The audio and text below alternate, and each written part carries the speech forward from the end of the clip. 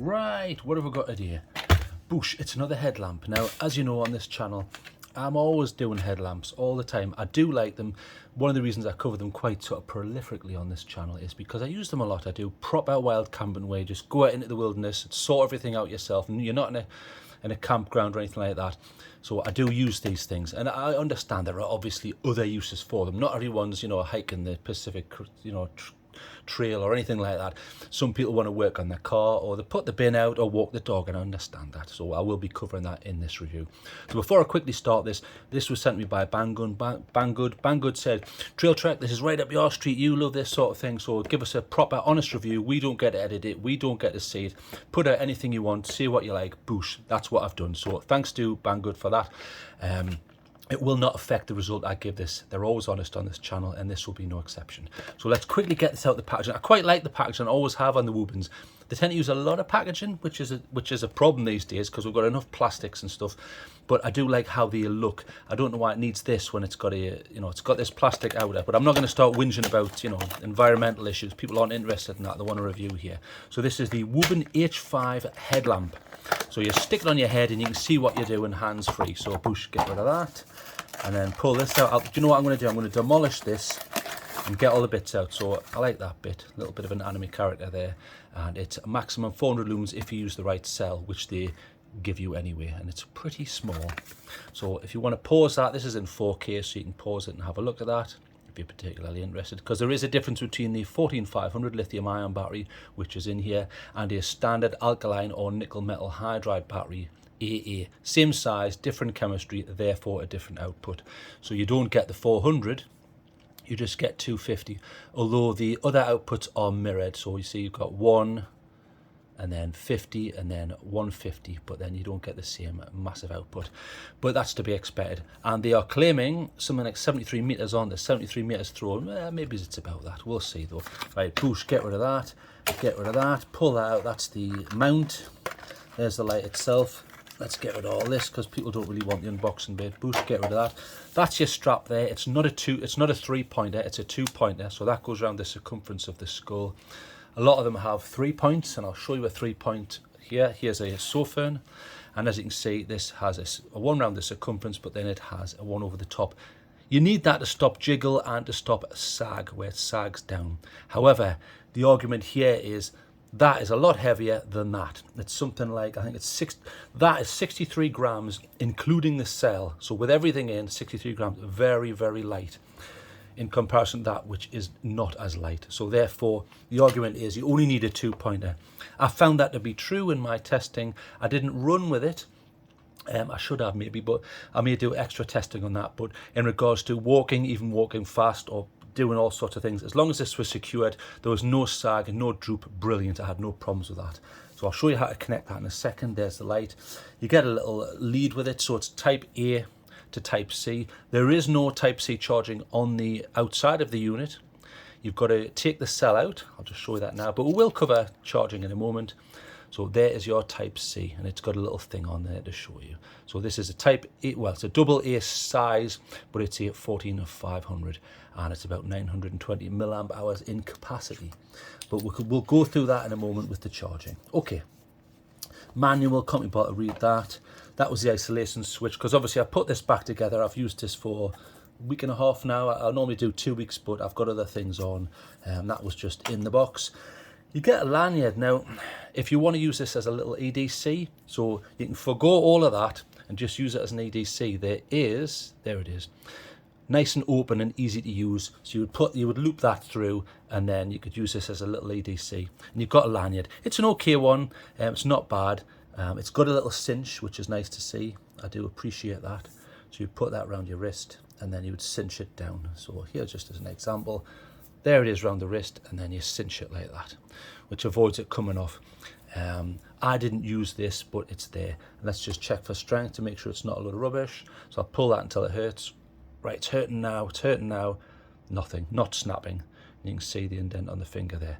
So pretty decent with a cinch, good quality. This is woven, and it's got a nice branded Wuben thing on there. Light up your life, it says there.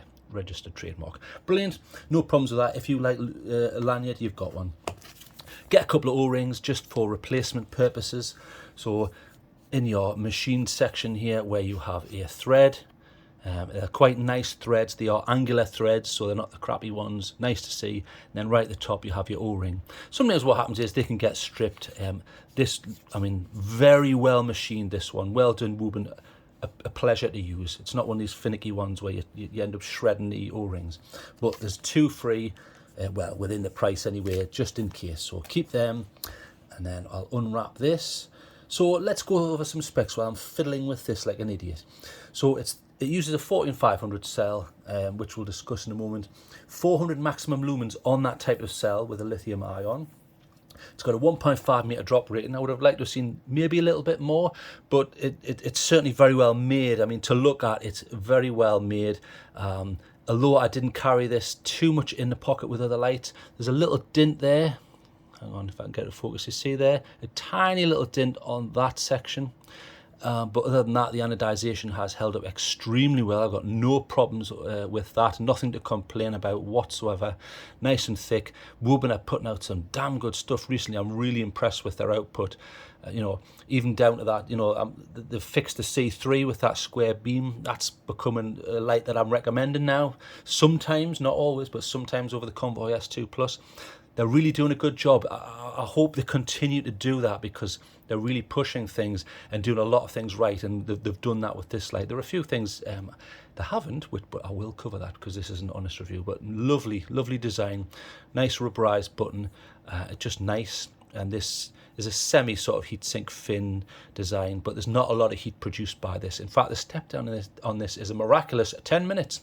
So if you go to something like an Olight or whatever, they'll have either a heat step down. This isn't going to produce enough heat because it's only 400 lumens. Or you'll have something like a 2-minute step down, just timed. This has a massive 10-minute step down, which is a big plus for a headlamp. Okay, so 1.5 meter drop rating. It's IP68, so dustproof and waterproof. Not resistant, waterproof. You can submerge that in a meter of water, no problem whatsoever. Good, I like that. I don't want anything to go wrong when I'm out camping and using a headlamp. I don't want rain getting in. If I drop it in, you know, a mug of soup or something stupid, or do something else idiotic, I want this to be 100% reliable. And in that regard, as long as this is seated properly, IPX8. Excellent, nice to see on a headlamp, I like that. Okay, so I want to discuss the mounting. So this mounts onto the band, but let's have a close look at this because I think this is a pretty decent design. So you've got this soft cushiony section which goes against the head, and then hidden behind here, you can't really see it, is a magnet. So if I can get a good look, if I lift this, there you go. So you can see what appears to be, sorry about the light here. In fact, this is a flashlight channel. Let's try getting a flashlight, it might help. Okay, so you can see behind there are 3, I'm presuming they are rare earth magnets, something like neodymium. There's 3 of them. Hang on, there you go. That's worse. Hang on. Let's get some more light on the subject. There you go. Plenty of light. Okay. So as you can see, 3 magnets behind there. What that means is when you've got the light in this contraption, you can stick it. So you'll have the light in like that. You can stick it to a metallic surface and then rotate this around. Brilliant feature. And on top of that, the base itself is actually magnetic, which is even better. So if I get something magnetic, let's have a look. So here's a pair of Raptors. There you go, they'll do. They've got metal on. So you've got a pair of Raptors like this. Boom, you see that? Sticks. So it sticks to ferrous materials. Good to see. And you can then rotate that around. Or you could use the option of putting it in here. In fact, I'll show you how that goes in here. So you just undo this, put it in, push it through, and tighten this up. And like I say, the threads are great, so bang, straight in. Okay. So you can rotate it on this axis. So if you imagine this is against the head, so you can rotate it on that axis. So you're rotating down to your feet. See? So if you're hiking along or you want to rotate up more to get a bit more distance, that's great. And then, now bear in mind they're claiming 360, although you're never going to put it back against your head. It's pointless. But technically you've got 360 degrees on that. And then on top of that, you can go 360 the other way. Look, all the way around. And listen to the detents. Listen. So it stays in that damn position. It's not like these floppy wobbly ones where you do it to a position and it keeps flopping and they're a nuisance. Look, all the way around with proper detent that actually works and keeps it there. So you can put it all the way up, then down to the side, And again, more options, not just magnetic or on the headband. You can clip this to a pocket, and the retention mechanism for that's quite interesting. So you've got these grooves, and then this pushes against. So listen, see that?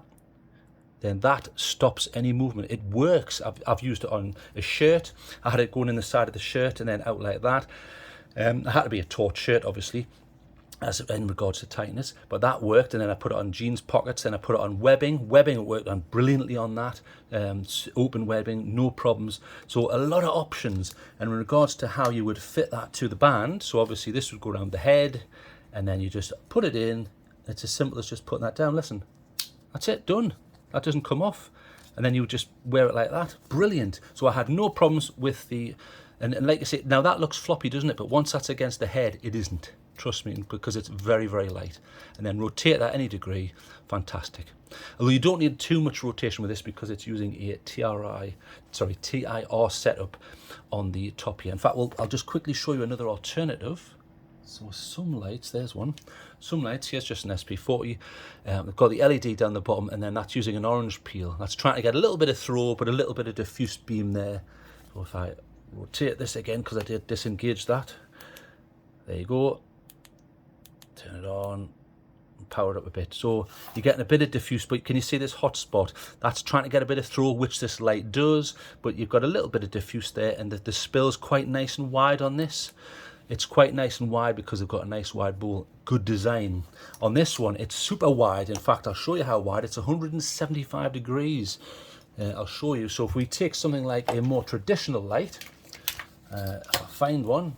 This is semi-more traditional anyway. So here's the H1. So let's look at the width here. So what's going on here? Okay, so width-wise, not that good. You see how that's basically the main width here. There's a little bit of light to the side there, but that's your main width. So it's decent. You're shining it where you need it to go. However, peripheral vision suffers. It certainly doesn't when you pull back and pull back and pull back. You could argue, well, just stand further away, but you can't always do that. But that's just an option. So turn that off. Boom. But on this one, watch the width of this. Unbelievable. Right. Might be hard to see. But as you can see there, that there is the line. Can you see it? Have I got this high enough up? Yeah, a bit brighter. Look at the width of that. That's incredible. That's one of the things you want on a hiking flashlight, in my personal opinion, especially when you're on the side of mountains and things. Peripheral vision is brilliant for keeping balance, being aware of what's going on. Really, really good. I can't express how important that is. Of course, the downside of that, you could argue with, okay, you've got a wide beam. Let's say you're sat opposite someone at a fire. You get that.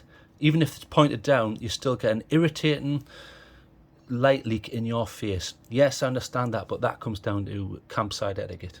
You know, whenever I'm walking towards someone or cooking and someone's in the opposite to me, I really dip my beam or turn it to a different mode.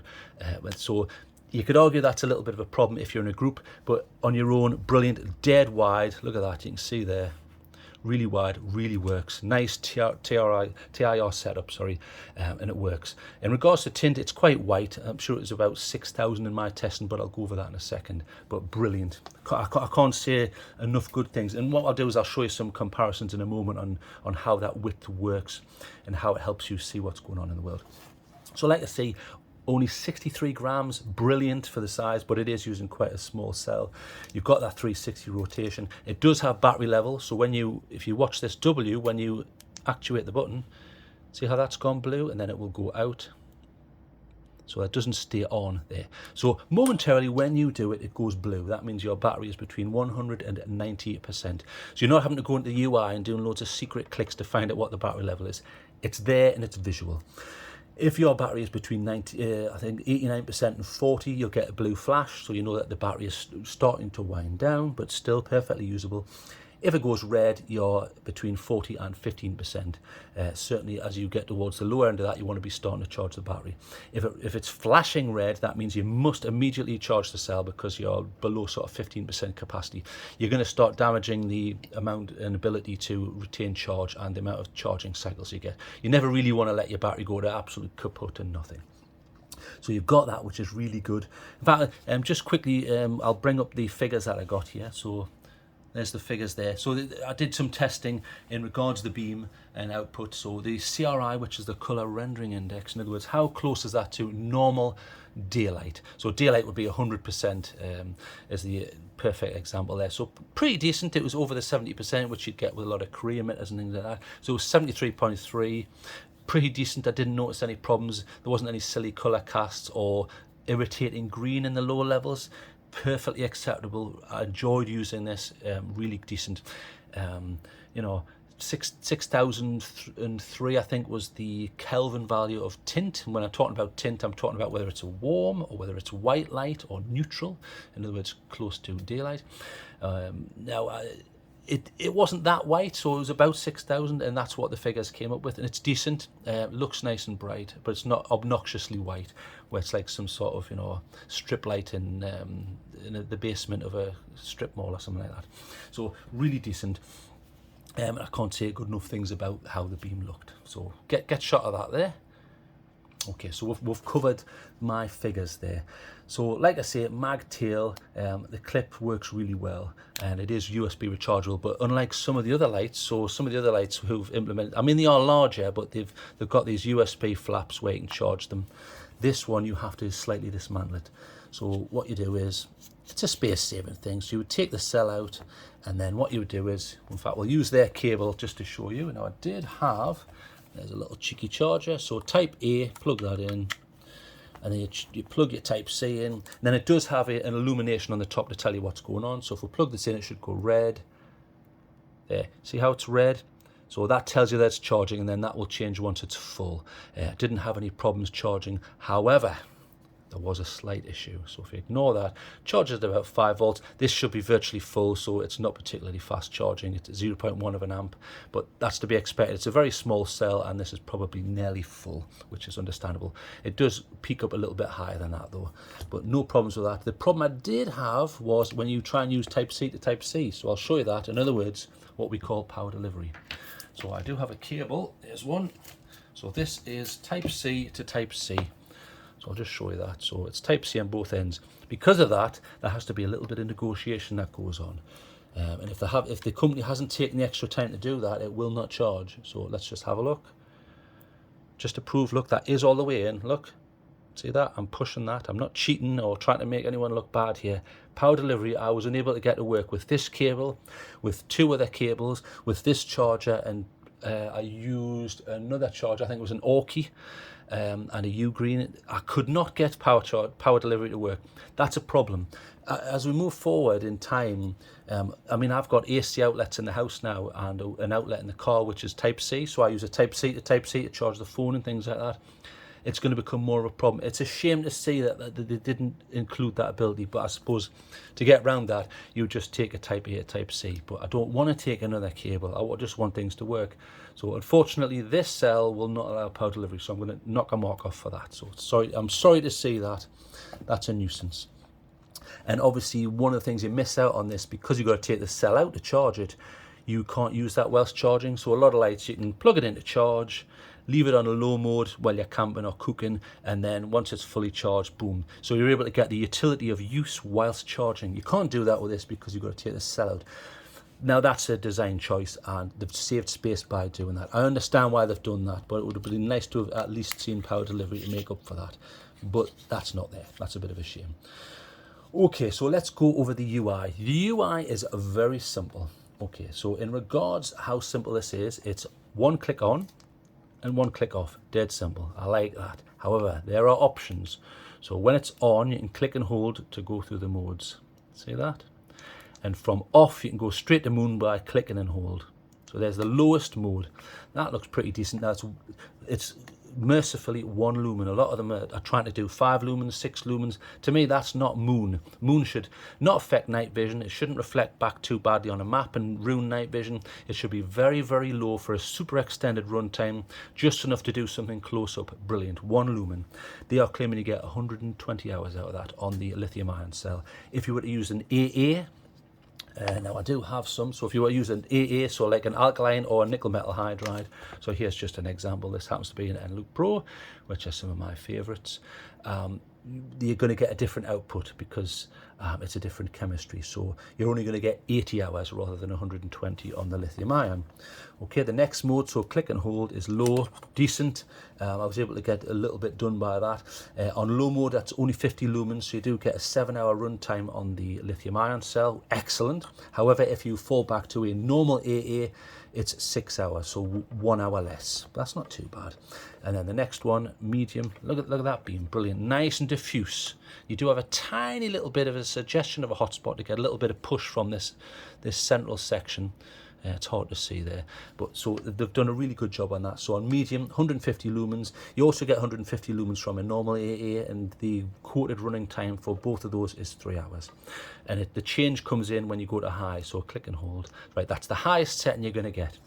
So on that, you get 400 lumens on the 14500 cell, the lithium ion. However, on a normal AA, you don't get 400, you just get 250. And interestingly, if you use this on the lithium ion, there is a step down. It's not heat-based, but it's a 10-minute timed one. I think that's quite interesting why they've chosen 10 minutes. It just means that, especially with headlamps, when you're trying to do most tasks, the last thing you want is a sudden step down when you're in the middle of doing things. So that's nice to see that there's 10 minutes. So 400, then it steps down to 250. On the normal AA, the fallback method, you could argue, because it's not as powerful, 250 straight with no step down. So you don't get that 400. And on both of those, they're saying that you get 1.5 hours.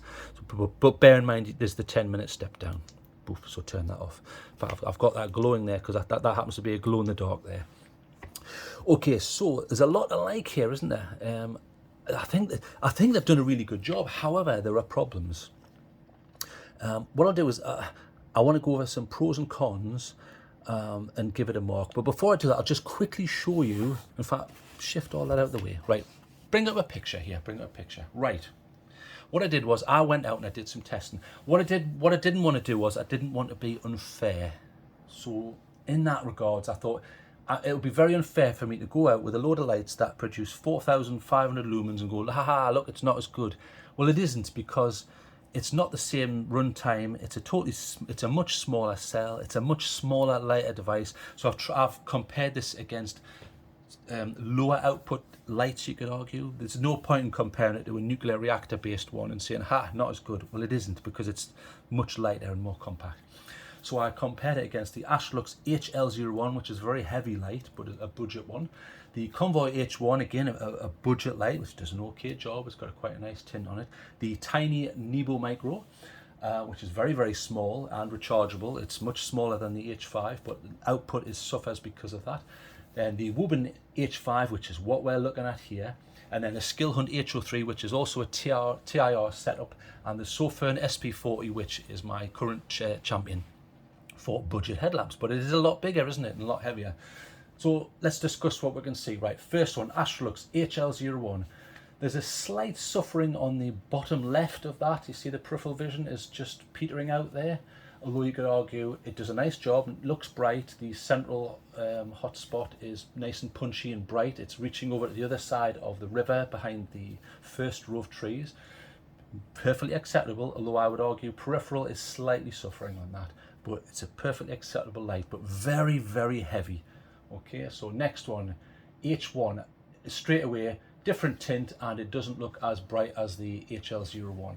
And again, to the left, bottom left, you can see that blackness creeping in. Peripheral is just okay, but we discussed that when I showed you on the ground just before there. It's not as wide, is it? So that explains that. But a little bit of throw there into the distance, not bad. Actually, just to point out, if you're wondering what that little white splodge is there, that is a moth that was flying past when I took the image. So that's no fault of the light, and it's not something I've done. That was just a moth. Right, so go back to normal there. Okay, so Nebo Micro, very, very small and flickery. And people have been putting in the comments, slagging it off, saying they're a load of rubbish and they're turning off after 10 seconds. I've had 4 or 5 people mention that to me so far, so just beware of that. I've got to be honest on this channel, so that does appear to be an issue. Mine still works fine, it's rock solid. You can see straight off the output isn't the same, is it? And it's got that annoying flicker. Poor throw, poor peripheral, it just gives you some light, but it is a very small light. Okay. Next one, bottom left, Wuben H5. That's what we're looking at here. I think that's pretty good. Now compare the left-hand side of the Wuben H5 and the left-hand side of the Astrolux HL01. If you see that little tree or branch or whatever it is, you can hardly see it on the H1, whereas on the Wuben H5, very apparent. Now that's just showing you how wide this beam is. It's extremely wide. Peripheral vision is very, very good on this. Okay, so zoom back into that. And in regards to light, I think it does an exceptional job. It looks really bright, even though the HL01 should be outputting more lumens. Same with the Convoy H1. It looks pretty decent. It seems to suffer a bit on throw. You could argue that the HL01 has slightly better throw. It's certainly not illuminating that far bank as well as it. But bear in mind, that's 400 lumens, so it's probably about half what the other ones are outputting, not including the Nebo Micro, of course. So it does, bear in mind, it's a tiny little light. It's doing a decent job throw-wise. Bear in mind how rubbish the Nebo Micro does in regards to throw. Next one along, bottom middle, Skill Hunt. Okay. It's got a slightly okay peripheral. It's not the best though. It's okay, nice tint, a bit of throw. It's a bit of everything really. It's a bit of a mixed bag. It's a beautiful slim light and I really like it. But I think these days they need to bring out a newer one. I think they have got a new one, but I wasn't able to get a hold of a sample of it. But it just does an okay job there. So for an SP40, nice central punch there. Peripheral is decent. If you look at the peripheral of the SP40 and the Wuben H5, it actually competes pretty decent. Look at that. Bear in mind how wide the Wuben is. The Sofern's done an excellent job. You could argue that the throw is possibly slightly better on the SP40, but again, it's producing more lumens. So is that a fair comparison? Probably not. Okay, so right, let's get rid of that image. Okay, right, back to normal. Right, so I'll just show you those lights. So the SP40, which I was bigging up there is the SP40. So, but look, size difference, massive. However, because of that size difference, and yes, it's more heavy, you've got a bigger capacity. That is 3,000 milliamps. This is not even 1,000. So longer run time at similar output levels. So that's something to bear in mind. But it's bigger. That's the problem. So put that to one side. Compared it to the H1, I always thought this was a bit rubbish and floppy. It is. Cheap light, I like Convoy, did an okay job. Nice tint on this actually, nice tint and quite bright. Putting it an orange peel reflector. But again, much bigger, look, size difference, weight difference. Do you want something whopper on your head or in your bag? Probably not. I compare it against the H03 Skill Hunt, that's here, H03. Beautiful TIR on this, I really like that. The UI can be a little bit complicated if you hand it to someone, and it's got this reflective strip, and it's got this soft sort of microfiber effect inside. Decent though, nice, well made, good heat sink. Look at the depth of that heat sink. That cuts right in. But I think they need to bring out a new version really, because they're getting passed by the manufacturers. Here was the huge HL01 by Astrolux. HL01. It's got the interesting OGS LEDs. They are flashing because it happens to be in lock mode. Too heavy though and big. You know, this is fine for knocking a nail in, but it's massive, dead heavy. In fact, look, size difference. Let's just get them lined up. Look at that massive difference, and that's super heavy. I don't know why they made this so big. It's not really I mean, there's a suggestion of a heatsink there, but it's not really. It's weird. I love the recessed button. I really like that. But okay, and I also compared it against the Nebo Micro, very small, and like I say, a few people have been reporting big problems with it, which is a shame. But it does have green light and red light. They're not very bright though, and not very usable in my personal opinion. They're not bright enough. But it does the job, and it is a TIR, and you can't take the battery in and out. That's the problem with that one. But it's USB rechargeable. I think there it is there. USB rechargeable. Old micro USB, not Type C though, which is annoying. Okay, so right, let's get rid of them. Right, let's give this a mark. Let me tell you what I liked first. Okay, what did I like? Magnetic tail, that increases utility. I like that. It's got, this is magnetic as well. Again, great. This can be taken off and clipped on various things. Absolutely brilliant. Very lightweight, 63 grams with the cell in it. TIR is excellent. The mount's brilliant. I can't get over the width of that. You know, look, that's it there. You can see the line coming off. Brilliant. Exceptional width. I really like that. It's all about the width, and I don't want to sound like a porn star here, but it is. It's all about the width when it comes to headlamps for me in my personal use case. It has AA fallback, so in other words, yes, it's using a 14500 and not everybody has them, I understand that, but you can stick in a normal AA. You're not going to get the 400 lumens on max, you're going to get 250, which is the step down of the max on the lithium ion, but you've got that utility and ability. You can borrow a cell from someone who hasn't got the same stuff as you. 175 degree beam again, brilliant. I love the TIR. Battery indicator is a massive help, and the UI is pretty simple. Now, there are problems with this though, aren't there? No power delivery on the cell. That's a problem moving forward. So I'm going to have to, I understand I'm whinging about something not everyone else whinges about, but it's going to become more important, and I'm sorry to keep rabbiting on about it. So in regards to the mainstream who probably don't care, I'll just I'll take off half a mark for that rather than a full mark. Okay, I understand mainstream probably don't care what I'm saying here. You could argue there's no high CRI option, but 73%, it's enough for a hiking light, you know, it's certainly within level. The other two problems you could argue, you could say, okay, well, you can't use it whilst charging. Totally agree. That's something you need to rely on with a headlamp. I think that's something they need to think about. Maybe it's do a version 2 with some sort of entry point for a Type C. That would be lovely, which is a shame, but I think that's just, they've tried to keep this as small as possible. So, you know, do you want another lamp while you're charging that? Well, you know, when you're camping and stuff, most people just want one, although I do always carry a backup, but that's not the point. And no E-lockout. Why is there no E-lockout in here? Why could you not just do some clicks? I mean, you can do double for SOS. There's SOS. But just get rid of the SOS or put that to 3 and, you know, and have 2 as a lockout. There's no E-lockout. Big problem. If I put that in my bag, watch, and then whoops, it gets pressed on, and I don't know, it's in the backpack, and then you get a camp, right, battery's dead. What on earth do you do? That's another problem. So I need to take off a mark for that, don't I? I'll only take off a half, because what you can do is you can just go like that. But you shouldn't have to remember to do that. You should just be able to do lock and unlock. I would like to see that. I mean, obviously that is locked, and then you do that and it's unlocked. Not the point though. That's a workaround rather than a nice UI element.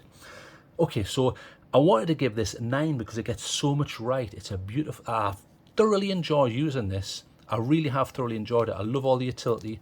The detents work, it never moves. It's dead light. I think they've really thought about this. And that means a lot, because I'm sick and tired of seeing the same thing regurgitated by different manufacturers without them thinking about things. I think this is a really worthwhile, good hiking light. I just wish that added E-lockout. I can forgive tiny little bit of power delivery because I'm over egging that, because that's going to become more of a problem in the future. I have to take a mark off for that. In regards to CRI, some people don't really care. You could maybe give a CRI option. You know, I would just like to see them at least add the E-lock. So I wanted to give that 9 out of 10. However, I think it's probably more honest to give it 8.5, because no E-lockout, that is a problem for hiking. You're going to get a dead cell in no time, or if it's in your pocket, and can't use whilst charging. That is a consideration that you need to think about if you are hiking or wild camping for multiple days. It's things to think about. Okay, so I so wanted to give this 9, but it's going to have to be an 8.5 to be honest. Okay, so enough of me waffling. Let's get outside. I've done loads of comparisons. I genuinely have used this multiple times. Thoroughly enjoyed it. I wish I could give it a higher mark, but I've got to be honest. So enough of me waffling. Let's get out and see what I shot. Whee!